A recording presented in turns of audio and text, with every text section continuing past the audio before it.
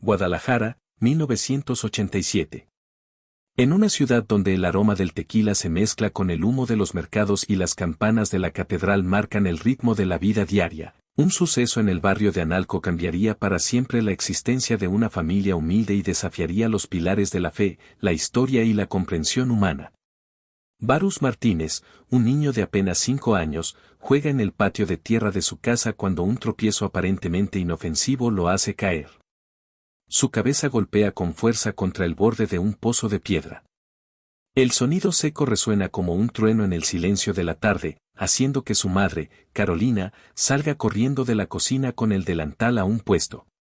El niño queda inconsciente durante casi 2 minutos completos, un tiempo que para Carolina parece una eternidad. Cuando Varus abre los ojos, algo ha cambiado. Sus pupilas parecen más profundas, como si hubieran absorbido sombras de un tiempo lejano.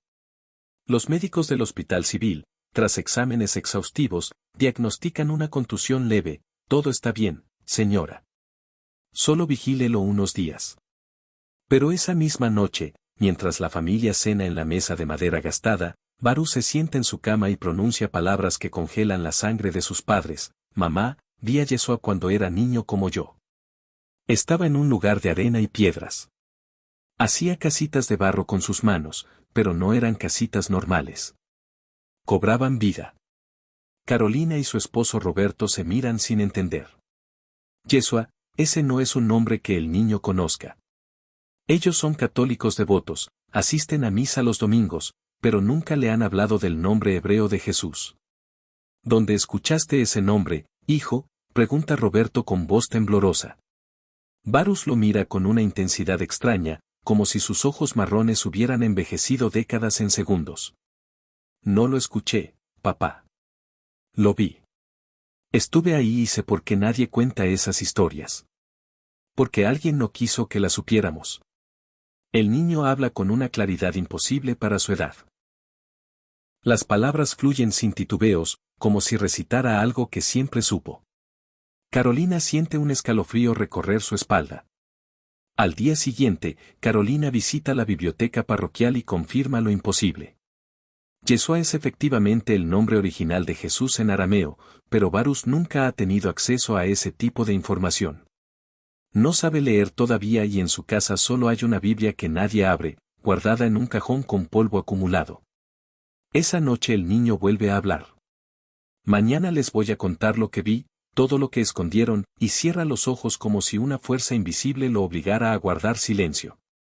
Pero esto era solo el comienzo de algo que cambiaría sus vidas para siempre. Durante 3 días, Varus no vuelve a hablar del tema. Carolina y Roberto empiezan a pensar que fue solo una fantasía infantil después del golpe, un efecto temporal de la conmoción. Pero el viernes por la noche, mientras cenan pozole en la mesa de la cocina, el niño deja caer su cuchara y mira fijamente la pared como si viera algo que nadie más puede ver. Sus labios comienzan a moverse en silencio. De pronto habla con voz clara y firme. Yeshua tenía 6 años cuando hizo volar un pájaro de barro. Su maestro y él lo vio y se asustó mucho. Le dijo que nunca más hiciera eso frente a otros niños. Roberto deja de masticar. Carolina siente que el aire se vuelve pesado. ¿Yel? ¿Quién es Yel, hijo? Varus parpadea como si despertara de un sueño. Era su maestro en Nazaret, un hombre viejo con barba blanca y túnica café. Le enseñaba las escrituras sagradas en un cuarto pequeño con pisos de piedra. El nivel de detalle es aterrador para un niño de 5 años. Roberto decide llamar al padre Ignacio, el sacerdote de su parroquia. Necesitan respuestas. Necesitan saber si esto es algo espiritual o médico. El padre Ignacio llega 2 días después. Es un hombre de 60 años, de rostro serio y voz pausada, con décadas de experiencia guiando almas en Guadalajara. Se sienta frente a Varus en la sala mientras Carolina prepara café. Hijo, cuéntame lo que has visto, dice el sacerdote con tono suave pero firme. Varus lo mira directo a los ojos. Vi cosas que ustedes no saben, padre, cosas que están en libros que nadie lee. Yeshua hacía milagros desde niño, pero lo castigaban. Por eso le decían que era peligroso. El padre Ignacio siente un nudo en el estómago. Ese relato coincide con textos apócrifos que él estudió en el seminario hace décadas. Textos que la Iglesia nunca aceptó como oficiales. ¿Cómo sabes eso?, pregunta el sacerdote con voz cada vez más tensa. Varus inclina la cabeza. Porque estuve ahí, padre. No sé cómo, pero estuve ahí. Y vi por qué borraron esas historias. Porque mostraban algo que no querían que la gente supiera. El sacerdote cierra los ojos y respira hondo. Esto no es normal. Esto no puede ser solo imaginación. Necesito hablar con el obispo, murmura mientras se levanta. Carolina lo detiene del brazo. Padre, ¿qué está pasando con mi hijo? El padre Ignacio la mira con preocupación genuina. No lo sé, señora, pero esto va más allá de lo que yo puedo entender. Y en ese momento todos comprenden que algo extraordinario está ocurriendo, algo que apenas está comenzando a revelarse. 10 días después, el obispo Ramón Castellanos llega a la humilde casa de los Martínez. Es un hombre de 72 años, experto en textos antiguos y doctor en teología por la Universidad Gregoriana de Roma. Viene acompañado del padre Ignacio y de una mujer llamada doctora Silvia Mendoza, psicóloga infantil especializada en casos inusuales. Quieren descartar cualquier trastorno mental antes de considerar algo sobrenatural. Varus está sentado en el sofá jugando con unos carritos de madera que su abuelo le hizo. El obispo se sienta frente a él con una libreta en mano. Varus, me gustaría que me contaras todo lo que recuerdas de tus visiones. Con detalles, por favor. El niño deja los carritos a un lado y respira profundo. Vi a Yeshua en una casa de piedra. Tenía 5 años, igual que yo ahora. Estaba jugando con otros niños cerca de un pozo. Uno de los niños lo empujó y él cayó al agua. Todos pensaron que se iba a ahogar, pero él caminó sobre el agua hasta la orilla. Los otros niños salieron corriendo y gritando. El obispo escribe rápidamente. Ese relato aparece en el Evangelio de Tomás, un texto apócrifo del siglo I, pero es un documento que casi nadie conoce fuera de círculos académicos muy específicos. ¿Y qué más viste?, pregunta la doctora Mendoza con tono neutro. Varus cierra los ojos. Vi que cuando Yeshua tenía 7 años, su padre José le pidió ayuda en el taller de carpintería. Tenían que hacer una mesa para un hombre rico, pero José cortó mal una de las vigas y quedó muy corta. Yeshua puso sus manos sobre la madera y la estiró hasta que tuvo el tamaño correcto. José le dijo que nunca contara eso a nadie. El obispo siente un escalofrío. Ese episodio también aparece en textos apócrifos antiguos, específicamente en el Evangelio árabe de la infancia. Documentos que la Iglesia considera no canónicos, pero que existen en bibliotecas especializadas. El obispo se inclina hacia adelante. Varus, ¿sabes leer? El niño niega con la cabeza.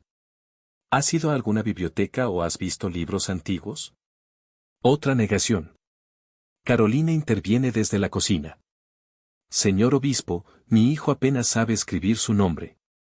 No tenemos libros en casa, excepto una Biblia que está guardada. No hay forma de que él conozca esas historias. El obispo cierra su libreta lentamente. Mira al padre Ignacio y luego a la doctora Mendoza. Necesitamos documentar esto, cada palabra, cada detalle, porque si lo que este niño dice es verdad, estamos ante algo que no ocurre desde hace siglos.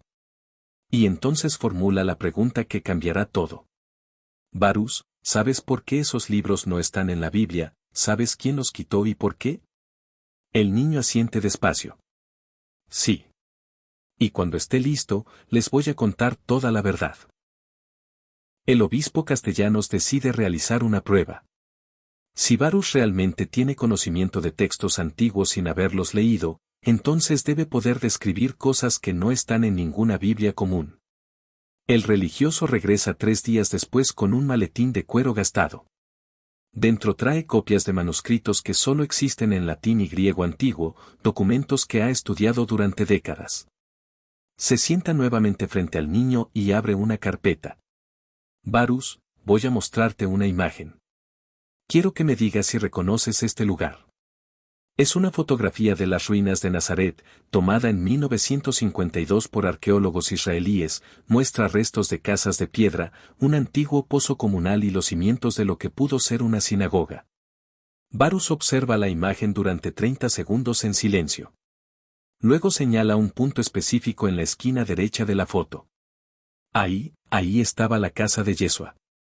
Pero falta algo en esta foto. El obispo frunce el ceño. ¿Qué falta? Barus toca la imagen con su dedo pequeño. Aquí había un árbol grande, un olivo muy viejo.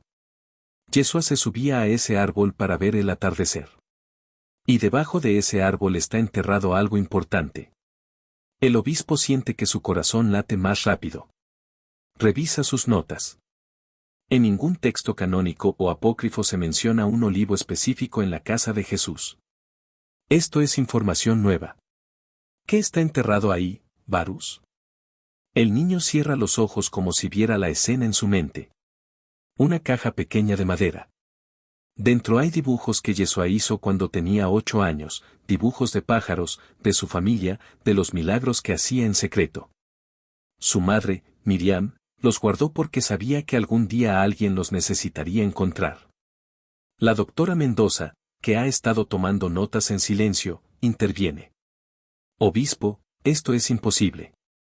No hay forma de que un niño invente con tanto detalle algo así. El padre Ignacio asiente. A menos que realmente lo haya visto. El obispo guarda la fotografía y mira fijamente a Barus. Hijo, si lo que dices es verdad, entonces necesitamos ir a ese lugar. Necesitamos excavarlo y ver si encuentras algo. Barus abre los ojos y por primera vez sonríe. No van a necesitar ir hasta allá, señor obispo, porque lo que importa no está en Nazaret. Está mucho más cerca de lo que imaginan. El silencio en la sala es absoluto. Carolina siente que las piernas le tiemblan. ¿Qué quieres decir, hijo? Barus se pone de pie y camina hacia la ventana. Señala hacia el horizonte donde se ve la silueta lejana de las montañas. Hay un lugar en Jalisco, un pueblo pequeño que casi nadie conoce. Ahí llegó hace muchos años un monje que trajo algo de Tierra Santa, algo que escondió antes de morir. Y ese algo tiene las respuestas que ustedes buscan. El obispo castellano siente un escalofrío recorrer su columna. ¿Cómo se llama ese pueblo? Barus lo mira con ojos que parecen contener siglos de conocimiento. San Miguel de las Piedras y necesitan ir pronto porque el tiempo se está acabando. 2 semanas después, un pequeño convoy sale de Guadalajara rumbo a San Miguel de las Piedras. Viajan el obispo Castellanos, el padre Ignacio, la doctora Mendoza, Carolina y Barus.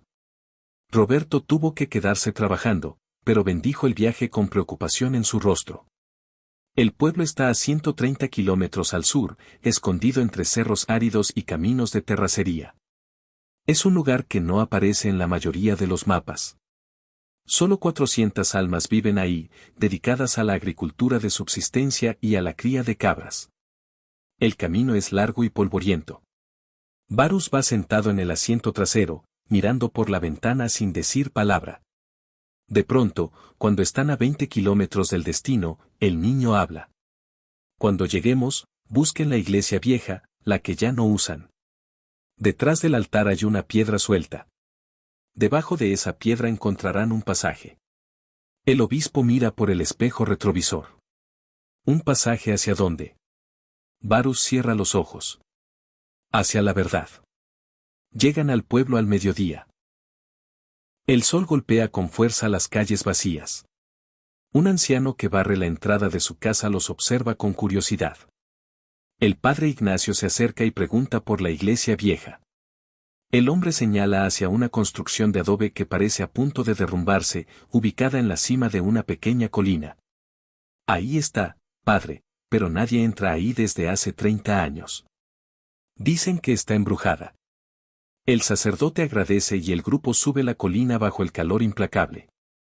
La iglesia es más pequeña de lo que esperaban. Las puertas de madera están hinchadas por la humedad y cuesta trabajo abrirlas. Dentro el aire huele a tierra mojada y abandono. Hay bancas rotas, imágenes de santos con la pintura descascarada y un altar de piedra cubierto de polvo. Varus camina directo hacia el altar como si conociera el lugar. Se arrodilla y señala una piedra específica en el piso. Aquí, muévanla. El obispo y el padre Ignacio intercambian miradas, usan una palanca de metal que trajeron en el auto y empujan la piedra. Cede con un crujido sordo. Debajo hay un hueco oscuro. El obispo enciende una linterna y alumbra hacia abajo. Es un pequeño túnel que desciende unos 3 metros. Hay escalones tallados en la roca. Dios mío, susurra la doctora Mendoza. Varus se asoma y dice con calma, yo bajo primero. Ustedes síganme. Y sin esperar respuesta, comienza a descender. Carolina quiere detenerlo, pero el obispo la toma del brazo. Déjelo, él sabe lo que hace. Y uno por uno descienden hacia la oscuridad, hacia un secreto que ha esperado siglos para ser revelado. Los escalones terminan en una cámara subterránea de aproximadamente 4 metros por 4.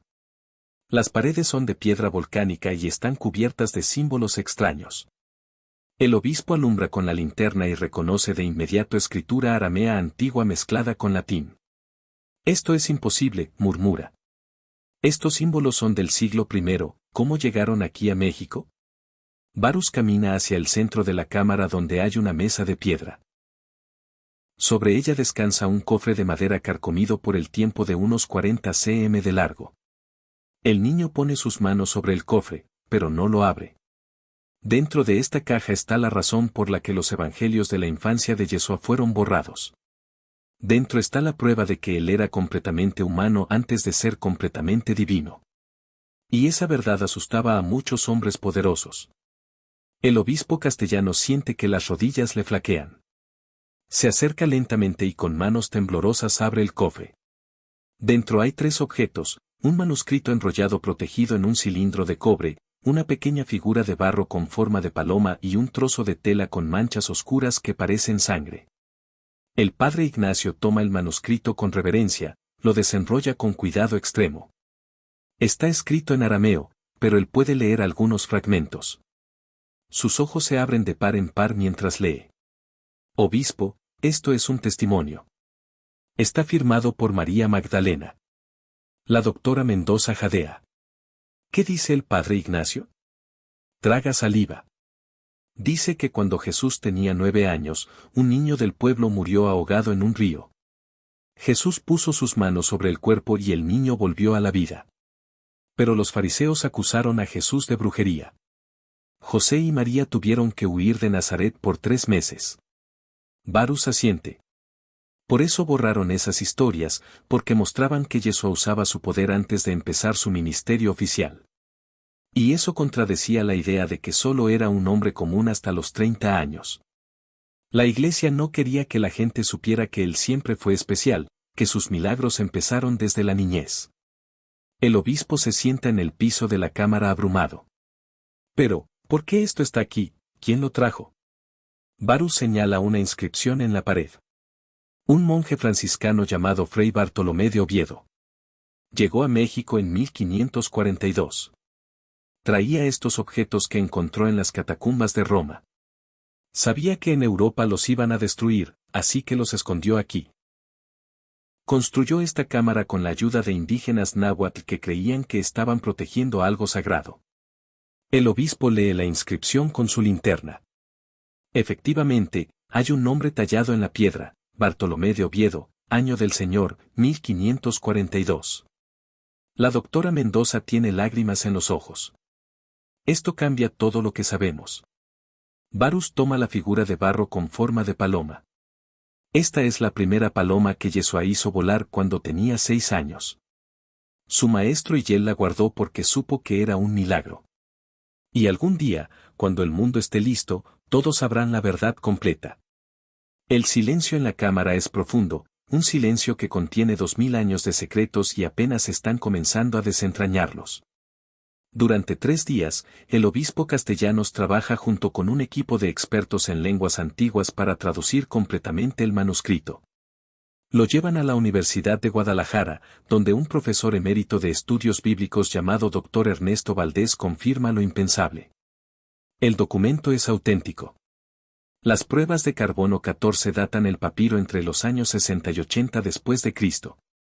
Está escrito en arameo galileo, el dialecto exacto que se hablaba en tiempos de Jesús, y la firma al final, aunque desvanecida, es identificable: Miriam de Magdala, María Magdalena. El doctor Valdés lee en voz alta la traducción completa frente al obispo, el padre Ignacio, la doctora Mendoza y Varus, quien escucha en silencio, sentado en una silla alta. Yo, Miriam de Magdala, testifico lo que vi con mis propios ojos. Cuando Yeshua era niño, el Señor ya obraba a través de él. Vi cómo sanaba a un cordero moribundo con solo tocarlo.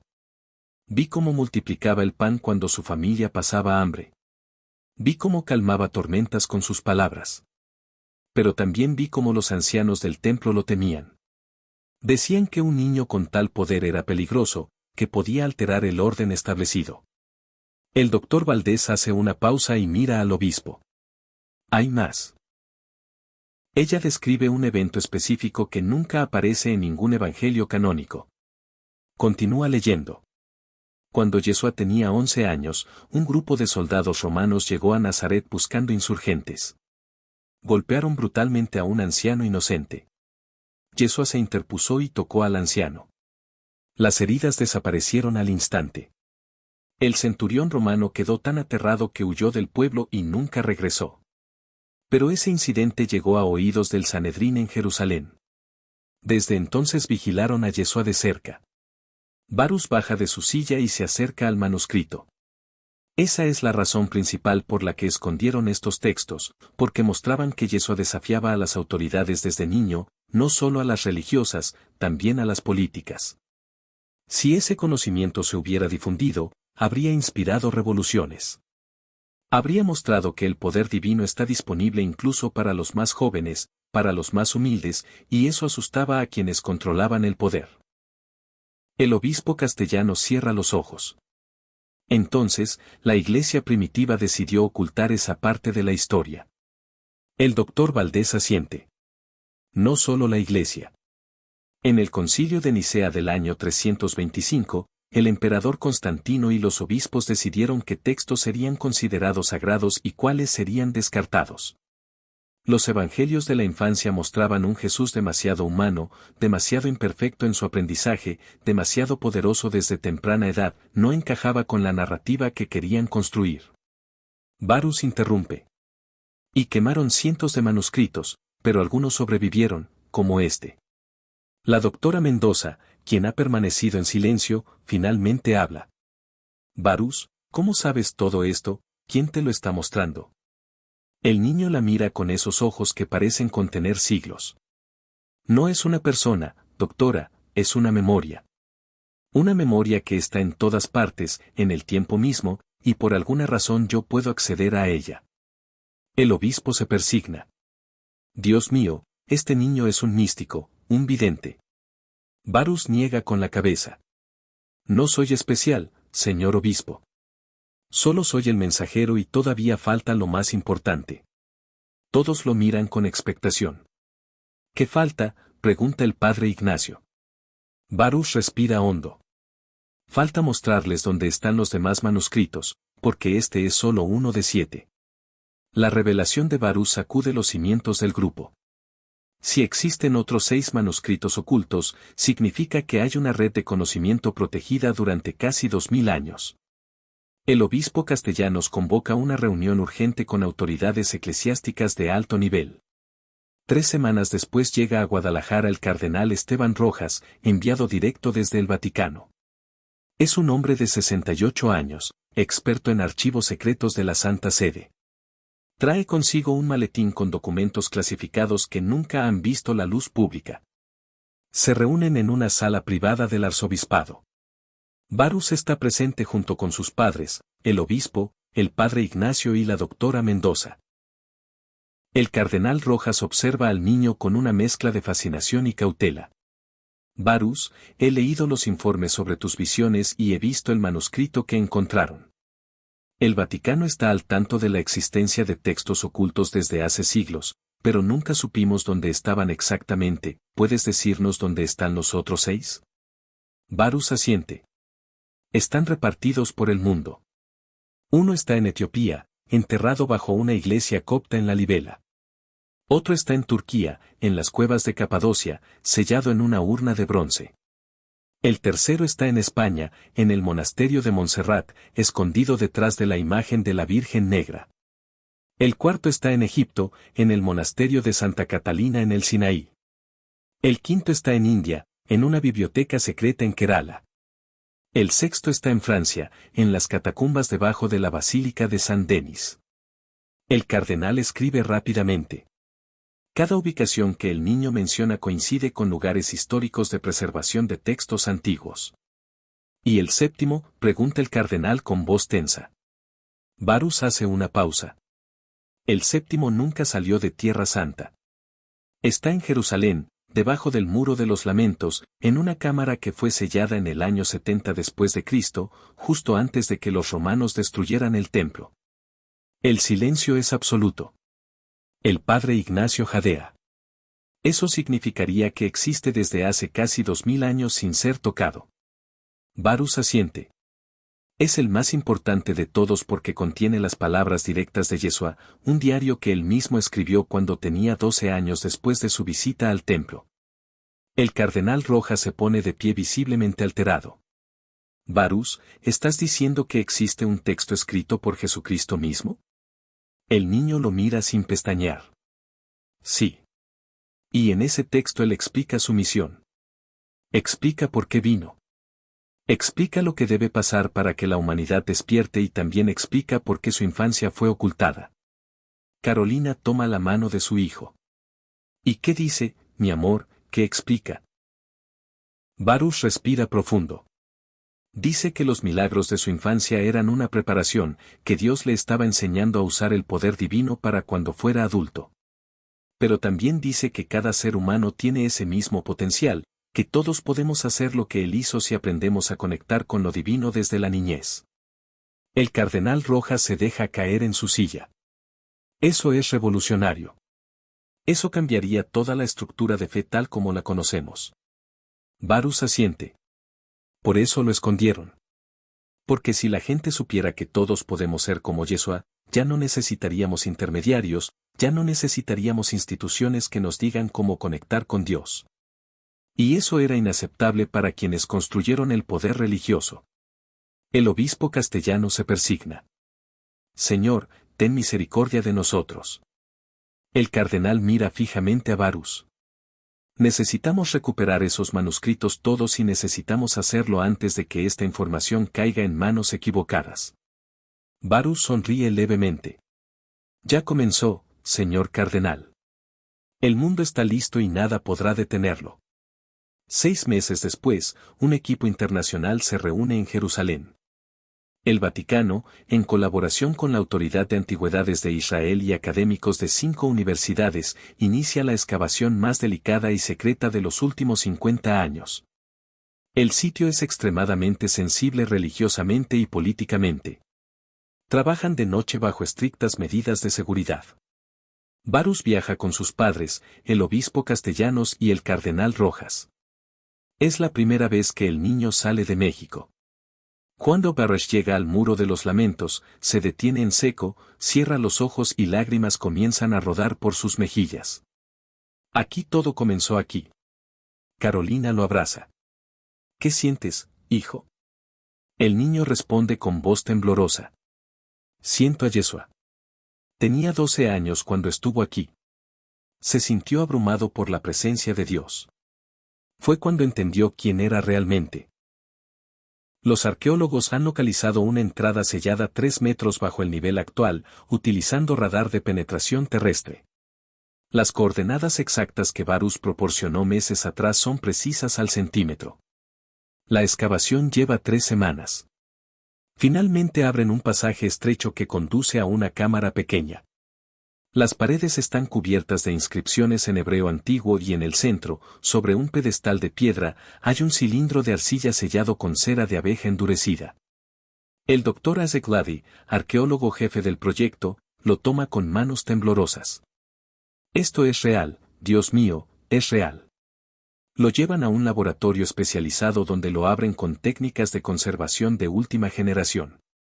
Dentro hay un rollo de pergamino en perfecto estado de conservación. Está escrito en arameo con una caligrafía clara y juvenil. El doctor Levy, experto en paleografía, comienza a traducir en voz alta frente a las cámaras que documentan cada segundo del descubrimiento. Yo, Yeshua Ben Joseph, escribo esto en mi año 12. He visto visiones del futuro, he visto lo que debo hacer, pero también he visto el miedo en los ojos de los ancianos. Ellos no entienden que el poder que tengo no es para dominar, sino para liberar. Escribo esto para que algún día, cuando el tiempo sea correcto, la verdad sea conocida. El silencio en la sala es sepulcral. Varus se acerca al pergamino y lo toca suavemente. Aquí está todo. La explicación completa. El Dr. Levy continúa leyendo. Mi madre me ha contado que desde que nací cosas extrañas ocurrieron. Los animales me seguían. Las plantas crecían más rápido donde yo jugaba. Cuando tenía 5 años, sané a un perro herido sin saber cómo. Mi padre José me dijo que era el Señor obrando a través de mí, pero los rabinos dijeron que era cosa del maligno. Tuve que aprender a ocultar lo que podía hacer. El cardenal Rojas tiene lágrimas en los ojos. Es la voz de Cristo, su voz real de cuando era un niño. El doctor Levy asiente y continúa. Ahora entiendo que vine para mostrar un camino, no para ser adorado, sino para ser imitado. Todo lo que yo hago, ustedes pueden hacerlo también, porque el Padre está en mí como está en todos. Pero sé que algunos usarán mi nombre para crear divisiones. Crearán templos, normas, castigos. Olvidarán que el mensaje es simple, amen, sirvan y despierten el poder divino que llevan dentro. Varus habla. Esa es la parte que escondieron. Porque si todos despiertan ese poder, nadie necesita ser controlado. El obispo castellano se arrodilla y llora. Perdónanos, Señor. Perdónanos por ocultar tu verdad durante 2000 años. El cardenal Rojas pone una mano sobre el hombro del obispo.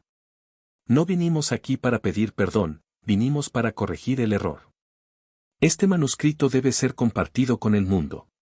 Y en ese momento todos comprenden que algo inmenso está a punto de suceder. La verdad después de milenios de silencio, está a punto de salir a la luz. 3 meses después, el Vaticano hace un anuncio histórico. El Papa convoca una conferencia de prensa mundial para revelar el descubrimiento de los 7 manuscritos de la infancia de Cristo. La noticia sacude al planeta. Millones de personas siguen la transmisión en vivo desde Roma. El Papa, con voz firme, pero cargada de emoción, declara: durante siglos la Iglesia guardó secretos por miedo, miedo a perder control, miedo a que la verdad fuera mal interpretada. Pero el tiempo del miedo ha terminado. Cristo vino para liberarnos, no para someternos. Y hoy la humanidad merece conocer su historia completa. Los manuscritos son digitalizados y puestos a disposición del público en un portal internacional. Académicos, teólogos y personas comunes de todo el mundo pueden leerlos. Las reacciones son variadas. Algunos celebran la transparencia como un renacimiento espiritual. Otros cuestionan la autenticidad de los textos. Pero las pruebas científicas son irrefutables. Los manuscritos son genuinos y su contenido es consistente con el contexto histórico y lingüístico del primer siglo. Las universidades más prestigiosas del mundo confirman su validez. Varus Martínez, ahora con 6 años recién cumplidos, se convierte en un símbolo involuntario de este despertar. Medios de comunicación de todo el planeta quieren entrevistarlo, pero sus padres, guiados por el obispo castellanos, protegen su privacidad. Permiten solo una entrevista transmitida desde Guadalajara para todo el mundo. Un periodista mexicano llamado Armando Gutiérrez le pregunta con respeto: Varus, ¿qué quieres que la gente entienda de todo esto? El niño mira directamente a la cámara con esos ojos profundos que han visto más allá del tiempo. Quiero que entiendan que Yeshua no vino para ser diferente a nosotros, vino para mostrarnos lo que podemos llegar a ser. Todos llevamos esa misma luz dentro. Todos podemos hacer milagros si aprendemos a conectar con el amor divino. No necesitamos intermediarios ni templos lujosos. Solo necesitamos despertar.